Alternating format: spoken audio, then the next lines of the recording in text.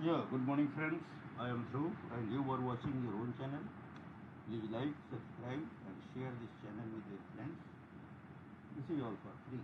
Thank you. आइए आगे बढ़ते हैं इंग्लिश की क्लास में. Today's 6 May. प्रीपोजिशन में कोई डाउट तो नहीं है? नहीं सर। तो प्रीपोजिशन क्या होता है, कितने प्रकार का होता है, कैसे यूज होता है, ये हमने समझ लिया. सर अब आज अपन इसमें करेंगे, क्योंकि प्रीपोजिशन थोड़ा सा वास्ट है, इसलिए आज अपन कुछ सेंटेंस देखेंगे और कैसे यूज होता है जगह जगह पे, इसको समझेंगे. कुछ समझ लो, थोड़े से और हम एग्जाम्पल्स देखेंगे. ठीक है? इससे सर आपको ना एक समझ में आएगा कि कहाँ कहाँ इस्तेमाल होता है, कैसे कैसे इस्तेमाल हो सकता है, और ये जाती ज़िंदगी में कैसे प्रयोग होता है. तो जब कहीं ऐसा कुछ लिखा होगा तो आपको समझने में आसानी रहेगी. ठीक है? सर फिर मैं आपको कुछ सेंटेंसेस देता हूँ. आपको क्या करना है, इस सेंटेंस को समझना है, इनकी मीनिंग समझनी है, और इनमें कोई नया वर्ड आता है तो उसकी मीनिंग आपको याद करनी है. ओके ठीक सर। है? हाँ सर। हम एग्जाम्पल्स देता हूँ आपको, ये प्रयोग कैसे होता है जाते जिंदगी में.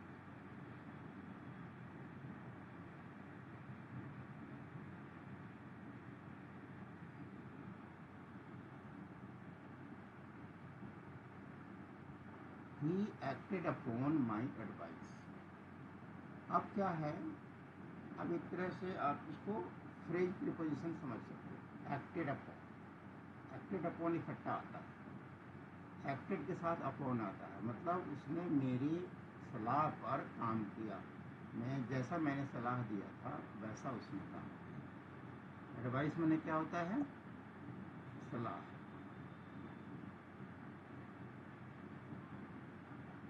डाउट है? नहीं सर। जैसे जब एक्टेड होगा तो एक्टेड के साथ अपॉन आता है, आपको ऐसे याद रखना तो अपन का मीनिंग है. सर क्या होगा? हैं? तो अपन का मतलब क्या है सर? अच्छा, अपॉन का मतलब, वैसे अगर इंडिविजुअल वर्ड में जाओगे तो अपॉन का मतलब होता है ऊपर. एक्ट माने काम करना, मतलब मेरे सलाह के ऊपर उसने काम किया. इसका मतलब मेरे सलाह के मुताबिक उसने काम किया. अपॉन मतलब ऊपर होता है. तो आपको ऐसे इसमें समझना है, एक्टेड के साथ अपॉन आता है. ऐसे ही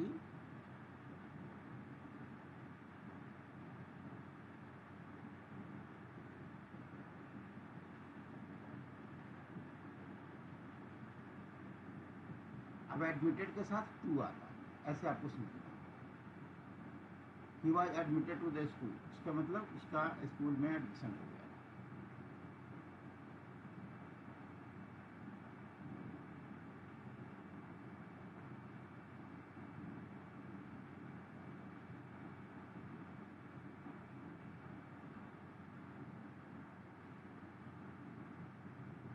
अफ्रेड ऑफ, अफ्रेड ऑफ का मतलब मालूम? नहीं सर। आज जिस वर्ड की मीनिंग तुम्हें ना पता हो, पूछते चलना साथ में, तो बाद में मत रोना. ओके। अफ्रेड का ओके मतलब सर। होता है भयभीत. कोई भी वर्ड आपको नहीं समझ में आएगा मेरे को पूछना, मैं आपको, मैं मान रहा हूँ कि तुम्हें आता है. एडमिशन समझते हो ना, एडमिटेड. एडमिटेड का मतलब समझते हो ना? हाँ सर। हाँ कि ना? हाँ सर। एडमिट का मतलब क्या होता है? सर सर किसी जगह पे हम कोई एडमिट करते हैं सर। एडमिट का मीनिंग क्या होता है, हिंदी में क्या बोलोगे एडमिट को?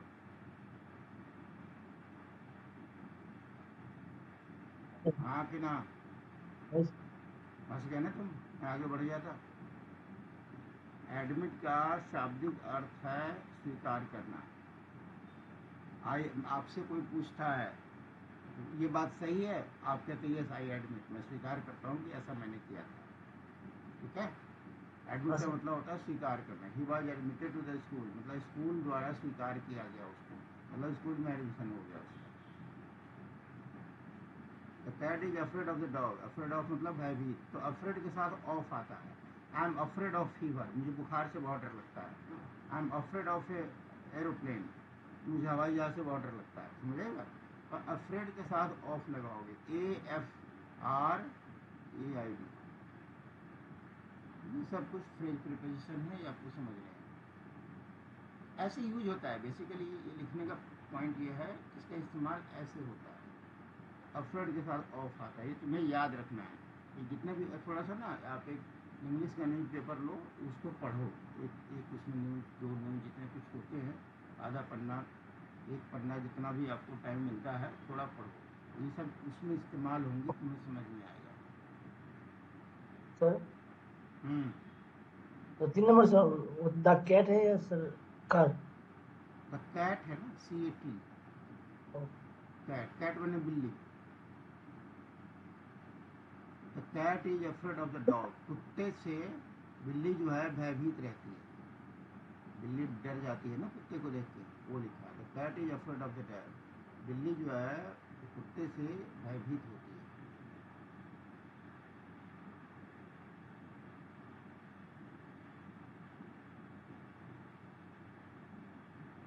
ही एम्स एट, एम का मतलब क्या होता है, उद्देश्य, मालूम। नहीं सर। एम का मतलब होता है उद्देश्य। ही एम्स एट, एम के बाद एट आता है। He aims at becoming, becoming माने होना। He aims at becoming a doctor, वह डॉक्टर बनना चाहता है, उसका उद्देश्य डॉक्टर बनना। एम के बाद एट होता है।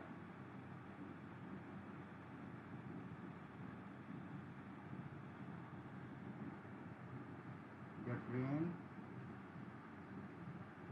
arrived at the platform at 6 PM। Arrive के साथ एट आता है, अराइव की मीनिंग मालूम, हाँ कि नहीं ना? सर। नहीं सर। है नहीं सर। नहीं, मैंने पहले पढ़ा रखा है, पहले किसी क्लास में मैंने अराइव की मीनिंग बताई थी, तुमने याद नहीं किया। तो पुराने भी रिवाइज करो, उसका कहीं कॉपी में नोट करो, क्या पढ़ाई हो रहा है, क्या मीनिंग हो रही है। पुराने भूलते जाओगे तो फिर नया क्या ही है, फिर तो कभी टिकेगा ही नहीं। इस कॉपी में भी लिखा है, मेरे पास भी लिखा है, तुम्हारे पास नहीं पहुंचा तो क्या फ़ायदा लिखने का। अराइव में बहुत पहले पहुंचा, बता चुका हूँ, ये किसी सेंटेंस पढ़ाया था, उसमें बताया था। अराइव का मतलब होता है आगमन, याद आया। हाँ सर। और डिपार्चर का मतलब क्या होता है, प्रस्थान। The train arrived at the platform, गाड़ी जो है, ट्रेन जो है प्लेटफॉर्म पे 6 बजे आई। प्लेटफॉर्म समझते हो या ये भी बताऊँ? हाँ सर, प्लेटफॉर्म समझते हैं। हाँ, तो अराइव का मतलब होता है आना, और डिपार्ट का मतलब होता है जाना, डिपार्ट से डिपार्चर बना है। अराइव जो है वर्ब है, और अराइवल, इसको आगमन मत कहो, अराइव का मतलब आना कहो, और अराइवल जो होता है ये नाउन है, आगमन हो गया। आना आगमन, डिपार्चर मतलब प्रस्थान, डिपार्ट, डिपार्ट बने प्रस्थान करना। प्रस्थान समझते हो? हाँ सर। आना और जाना है बेसिकली। ये डिपार्ट जो है वर्ब है, डिपार्चर जो है नाउन है, अराइवल जो है नाउन है। अराइवल हो गया तो आगमन हो गया। अराइव्ड एट, अराइव्ड मतलब आया, द ट्रेन प्लेटफॉर्म पर आया 6 बजे, तो अराइव के साथ एट होता है। ये कुछ कुछ वर्ड है जिनके साथ कौन सा प्रीपोजिशन लगता है, ये समझना जरूरी है। You should be ashamed of your conduct. इसमें आज मैं जितने सेंटेंसेस लिख रहा हूँ, सब जाति जिंदगी में इस्तेमाल होती है, और आप इस्तेमाल कर सकते हो। ये सब जाति जिंदगी में बोलने वाली चीज़ें हैं, उन बोलने में तुम्हें ये हेल्प करेगा। यू शुड बी, तुम्हें होना चाहिए। अशम्ड ऑफ, अशम्ड ऑफ मतलब, अशम्ड मतलब शर्मिंदा, तुम्हें शर्म आनी चाहिए। योर कंडक्ट, कंडक्ट मतलब आचरण, तुम्हें अपने व्यवहार पे, तुम्हें अपने आचरण पे शर्मिंदगी होनी चाहिए। नहीं बोलते तुम्हें शर्म आनी चाहिए अपनी, तुमने तुम्हारे मतलब जो तुम्हारा जो व्यवहार है, तुम्हारा जो तरीका है, उस पर तुम्हें शर्म आनी चाहिए। जैसे हम किसी को बोलते हैं ना, तो आप इसको ऐसे बोल सकते हो, you should be ashamed of your conduct, you should be ashamed of your deeds. Deeds माने काम। तुम्हें अपने काम पे शर्म आनी चाहिए। तुमने क्या काम, गंदा काम किया है, तुम्हें शर्म आनी चाहिए। ये सब बोल चाल की भाषा में यूज होता है। ये आप उसे अशम के बाद ऑफ होता है, ध्यान में। कोई सवाल है तो पूछ लेना।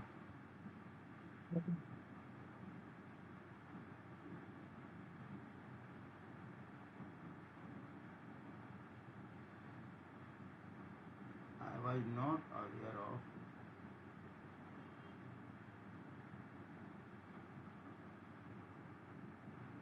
Danger I was in. अब अवेयर के साथ ऑफ होता है, ठीक है। अवेयर मतलब मालूम? हाँ कि ना? नहीं सर। हाँ, अवेयर होना मतलब, अवेयर मतलब जानकारी होना।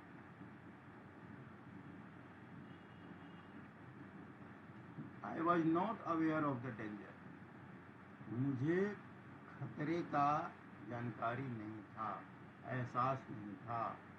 अब यहाँ पर the danger I was in, मैंने वह खतरा जिसके अंदर मैं था। ये डेंजर को एक्सप्लेन कर रहा है, आई वॉज इन डेंजर। कहने का मतलब है कि मैं किस खतरे में था, इसका मुझे एहसास नहीं था।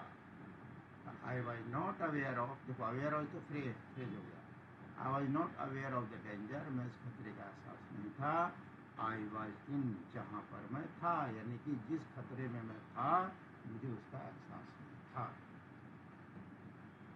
अब जैसे इसी बात को मैं दूसरे तरीके से लिखता हूँ, this is the room I lived in. अब ऐसे इसमें फ्रेज नहीं है, प्रीपोजिशन नहीं है, यहाँ देखो। अब यहाँ पर इन प्रीपोजिशन है। दिस इज द रूम, यह वही रूम है, आई लिव्ड इन, जिसमें मैं रहता था। इसकी मीनिंग मालूम?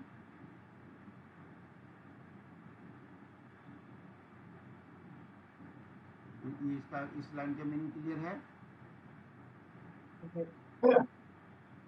यह वही कमरा है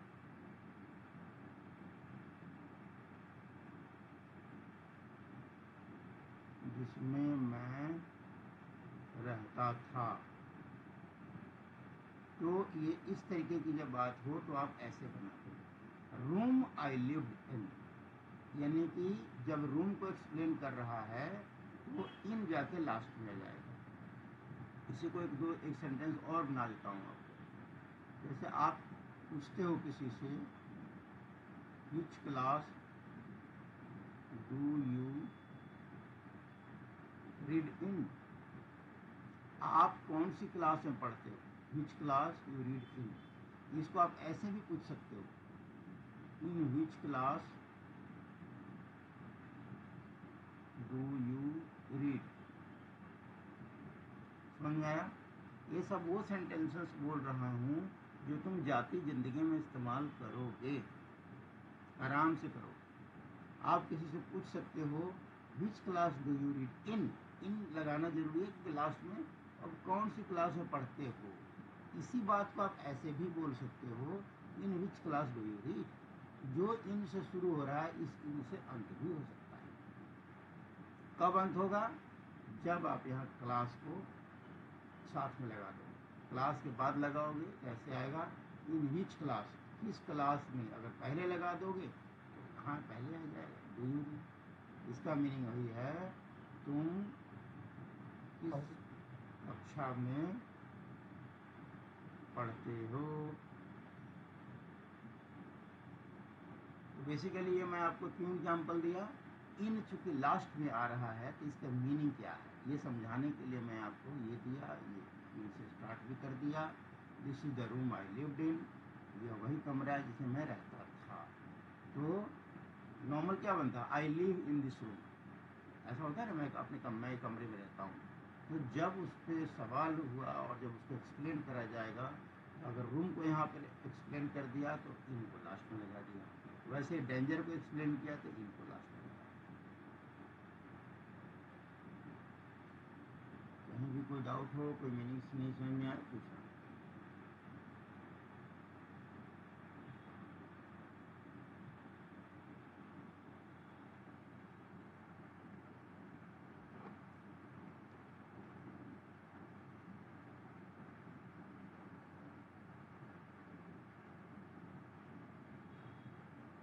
बिलीव इन गॉड, बिलीव के साथ इन लगता है, ध्यान रखो। तुम भगवान में भरोसा करते हो, ठीक है? बिलीव के साथ इन आता है।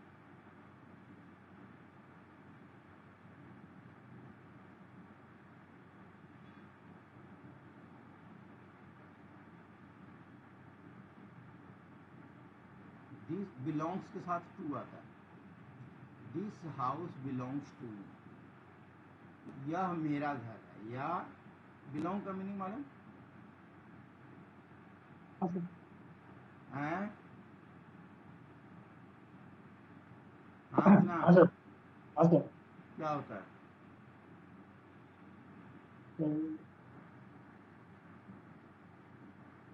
बिलोंग की क्या सर मीनिंग होती अंतर्गत सर। है? हैं? नहीं समझ रहा हूँ, दोबारा बोलो। से संबंधित।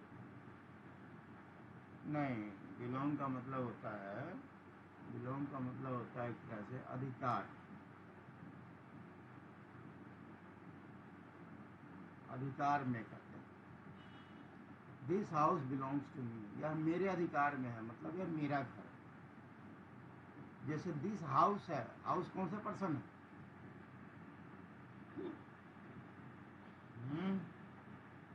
सब तो भूल हाँ गए। सर। हाउस जो है कौन सा पर्सन है? पर्सन।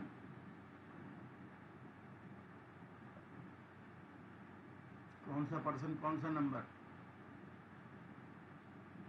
सब भूल जाता है भाई। ऐसे भूलोगे तो सेंटेंस कैसे बनाओगे? थर्ड पर्सन है और सिंगुलर नंबर है, तो जब भी थर्ड पर्सन सिंगुलर होगा यहाँ वर्ब में एस लगता है, एस एल एस। जैसे अब यहाँ पर मैं लिखता हूँ this car belongs to you,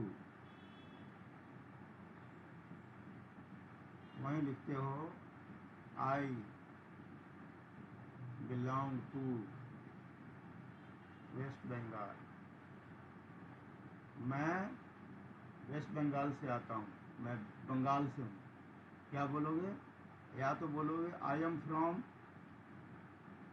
waste Bengal, या बोलोगे I belong to West Bengal, मतलब मेरे ऊपर वेस्ट बंगाल का अधिकार है, मतलब मैं बंगाल से हूँ। मैं I belong to West Bengal, मैं वेस्ट बंगाल से आता हूँ, मतलब मेरा वहाँ पर घर द्वार है।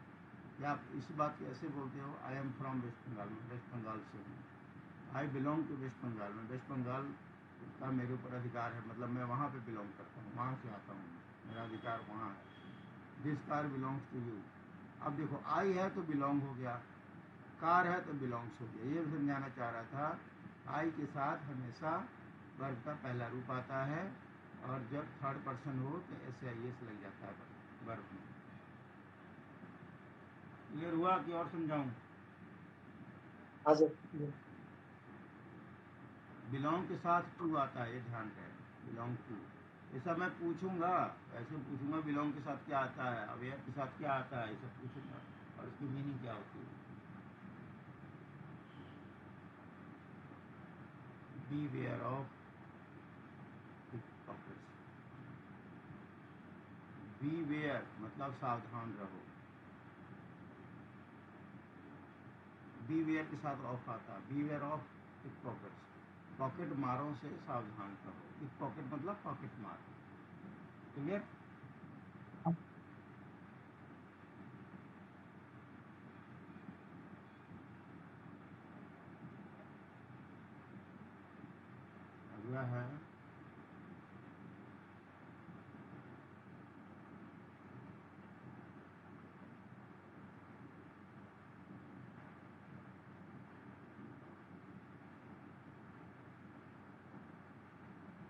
ब्लेस्ड के साथ विथ आता है। ब्लेस्ड समझते हो? हाँ कि ना, आप बोला करो फटाफट भाई। ब्लेस मतलब हाँ सर। समझते हो? हाँ सर। क्या होता है बताओ?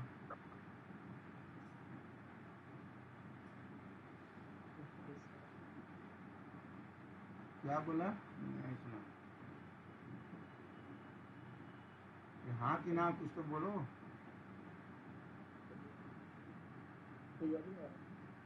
हेलो। पता नहीं सर। अभी तो बोला मुझे पता है। अभी 1 मिनट पहले तुमने बोला हाँ सर मुझे पता है। या मैंने गलत सुन लिया बताओ? नहीं सर, मैंने बोल। आपने बोला था कि मुझे आप पता है। हाँ सर। मुझे ऐसा लगा, मैंने पूछा ब्लेस की मीनिंग पता है, तो मुझे लगा तुमने कहा हाँ जी पता है, तब मैंने बोला बताओ क्या।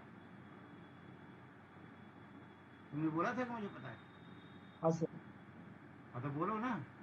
अब कह रहे हो नहीं पता है। अगर नहीं पता है तो साफ बोलो कि नहीं पता है। बता देता हूँ। ब्लेस का मतलब होता है बेसिकली आशीर्वाद।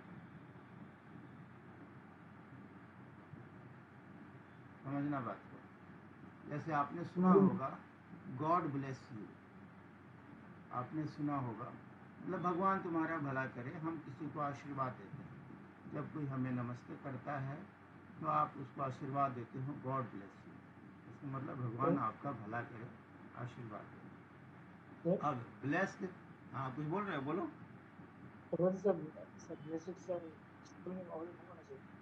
जोर से सौभाग्य। बोलो, जोर से बोलो। सर सौभाग्य। क्या? सर सौभाग्य है सर। हाँ हाँ बता रहा हूँ, सबको बता रहा हूँ। ब्लेस का मतलब होता है आशीर्वाद। कहीं कहीं देखोगे ब्लेसिंग्स, इसका मतलब ही आशीर्वाद ही होता है।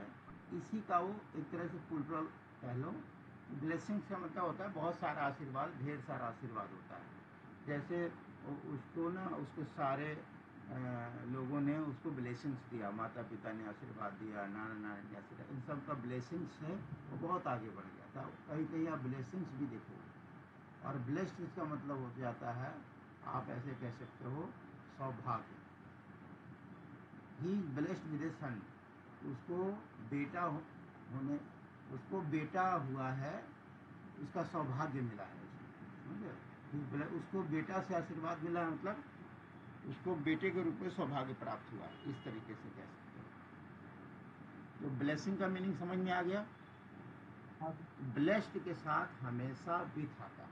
ये बेसिकली इसमें विथ प्रीपोजिशन है। ही इज ब्लेस्ड विद ए सन। जैसे आप कहते हो ना, मेरी बहन को बेटा हुआ है, तो आप क्या बोलोगे? My sister, my sister is blessed with a सन।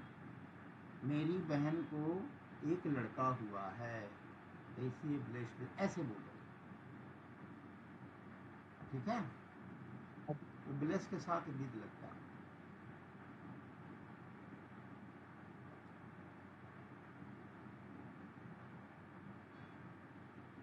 अगला है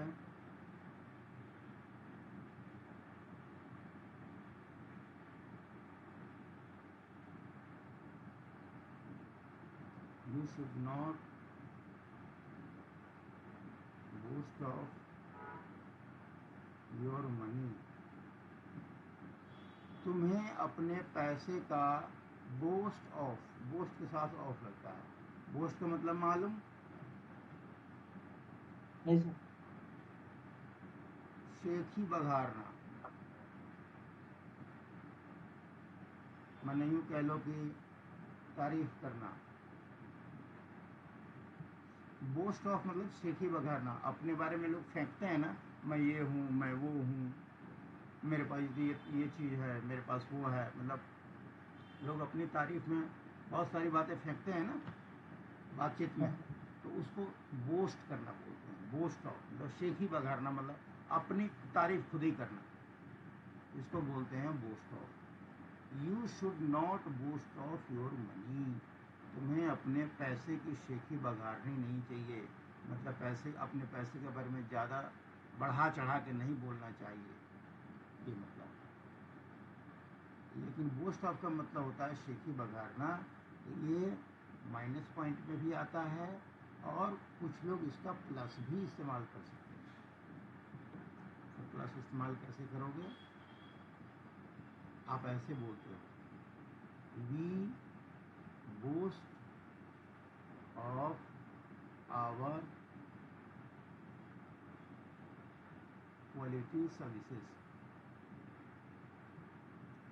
मतलब वी बोस्ट ऑफ, हम तारीफ करते हैं, फेंकते हैं, शेखी बघाड़ते हैं, ऑफ आवर क्वालिटी सर्विसेज, हमारी सर्विसेज की क्वालिटी इतनी अच्छी है कि हमें इस पर नाज, अब आप यहाँ नाज भी कह सकते हैं, नाज होना या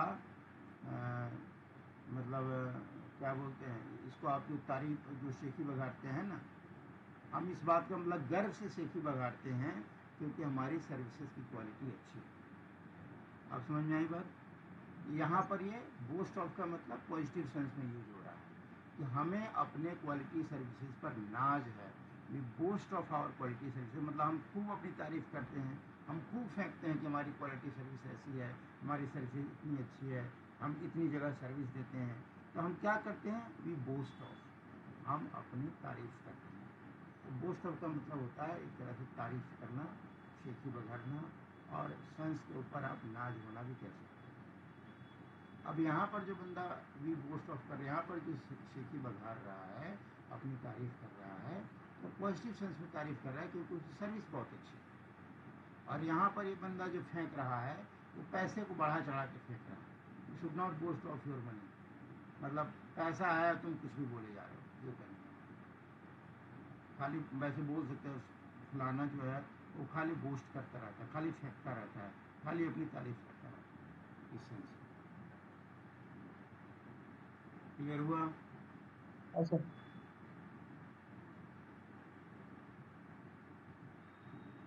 this train is bound for Mumbai. Bound के साथ फॉर आता है, बाइंड, बाउंड, बाउंड। बाइंड मतलब जानते हो, बाइंड माने होता है बांधना। जैसे 8-10 लकड़ियों को इकट्ठा बाइंड कर देते हैं ना, बांध देते हैं। तो बाइंड माने वर्ब होता है। बाइंड का दूसरा रूप बाउंड होता है, तीसरा रूप भी बाउंड होता है। तो यहाँ पर बाउंड फॉर का मीनिंग है this train is bound for Mumbai, मतलब यह ट्रेन मुंबई जाने वाली है, मुंबई के लिए बंधी हुई है। इस this train is bound for Mumbai, इसका मतलब है यह ट्रेन जो है मुंबई के लिए बंधी हुई तो नहीं है, बट मुंबई के लिए बनी है, ये मुंबई जाने वाली है। सेंस ये है, यहाँ पर बाउंड के साथ फॉर आता है।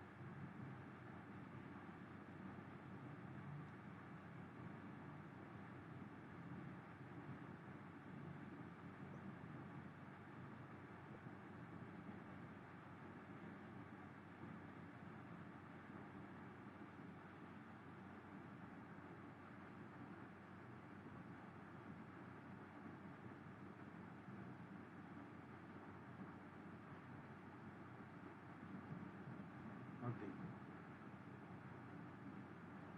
अब केम के साथ एक क्रॉस आता है, कम अक्रॉस। केम अक्रॉस है, ये पास्ट टेंस है, कम अक्रॉस ये प्रेजेंट टेंस है, ये पास्ट टेंस है।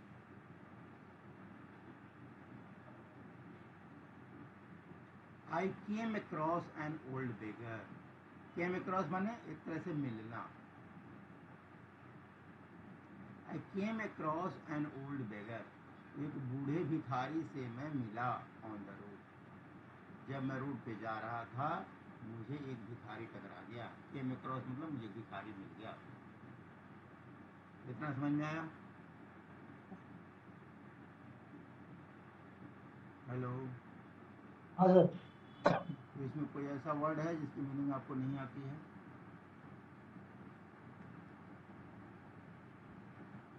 सर बाउंड, बाउंड, बाउंड मैंने बांधना बताया तो उसको पढ़ लिखा। बाइंड एक मैंने ही होता है बांधना है। सर, बाउंड और बाइंड सर एक ही होता है। अरे वर्ब का पहला रूप है ये, पहला रूप है या दूसरा रूप है या तीसरा रूप है। बाइंड माने बांधना, बांधा, बांधना। बाउंड माने बांधा, अब बाउंड माने बांधा गया। गो वेंट गॉन नहीं होता, हाँ सर। गो वेंट हाँ गॉन होता है ना। हाँ सर। किसी किसी भी वर्ड का, किसी भी वर्ब का तीन रूप होता है ना। बाइंड माने बांधना, बाउंड माने बांध दिया, अब बांध आ गया। तो बाइंड फॉर मतलब यह मुंबई के लिए ट्रेन बांध दी गई है। बांधने से मतलब है फिक्स कर दी गई है, या ट्रेन मुंबई जाएगी, इसीलिए बाइंड से बाउंड हो गया है। ये पैसिव वॉइस है। पैसिव वॉइस हम लोग पढ़ेंगे आगे। वॉइस क्या होता है, जब इज लग जाता है ना तो इज के साथ वर्ब थर्ड फॉर्म आ जाता है।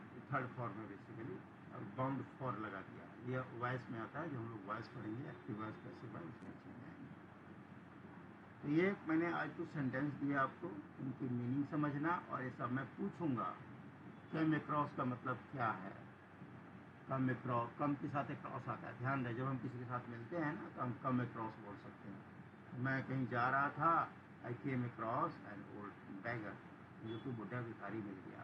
आप कुछ भी बोल सकते हो, I came across my chief minister, आप ऐसे बोल सकते हो। कुछ भी बोल सकते हो कि मुझे फला आदमी मिल गया, तो आप कैम अक्रॉस कर सकते हो। कम अक्रॉस का मतलब आप जा रहे थे, आपको अचानक मिल गया, इस सेंस में होता है कम अक्रॉस। ठीक है, आप ये हाँ पढ़ सर। के आओ। अभी हम इसमें और भी कुछ सेंटेंसेस दूंगा।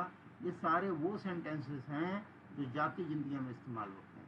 तो इन सेंटेंसेस को पढ़ो, अच्छे से मनन करो, इसकी मीनिंग समझो। और थोड़ा सा जैसे कोई न्यूज़ पेपर हो या कोई इंग्लिश की किताब हो, तो 1 पेज 2 पेज रोज पढ़ो। तो उसमें ये सब मतलब लिटरेचर पढ़ना, सिंपल कहानियाँ पढ़ना, उसमें ये सब वर्ड आपको यूज होंगे। और कोई इसमें नहीं समझ में आवे मीनिंग तो आप पूछ भी सकते हो। ठीक है, चलो कल कुछ और सेंटेंस पढ़ेंगे हम लोग। तो दोस्तों, आज की क्लास खत्म होती है। वीडियो अगर पसंद आया हो तो प्लीज़ लाइक करिए, सब्सक्राइब करिए, और अपने दोस्तों के साथ शेयर जरूर करिए। पढ़ाई में कोई भी डाउट हो आप मुझे कमेंट बॉक्स में पूछ सकते हैं। Thank you, bye.